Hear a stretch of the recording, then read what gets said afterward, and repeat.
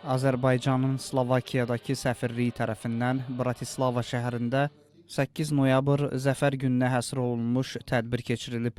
Tədbirdə çıxış edən Azərbaycanın Slovakiyadakı səfiri Vüsal Abdullayev qeyd edib ki, Müzəffər Ali Başkomandan Azərbaycan Respublikasının prezidenti İlham Əliyevin rəhbərliyi ilə rəşadətli ordumuz 30 illik tarixi ədalətsizliyə son qoyaraq xalqımıza tariximizin qızıl səhifəsi olan şanlı zəfəri bəxş edib. Qardaş Türkiyə Respublikasının Slovakiya Respublikasındakı səfiri, Vətən müharibəsi zamanı ölkəmizdə səfir olmuş Erkan Öz-Oral, qardaş Türkiyənin Azərbaycanın haqq işinə daim dəstək verdiyini vurğulayıb.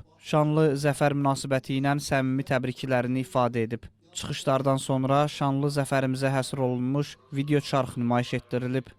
Daha sonra musiqiçi Ruhullah Əzizin ifasında Üzeyir Hacıbəylinin məşhur əsərlərindən ibarət konsert proqramı təqdim olunub. Eyni zamanda qardaş Türkiyə və Qazaxıstan xalqlarının musiqi nümunələri də səsləndirilib.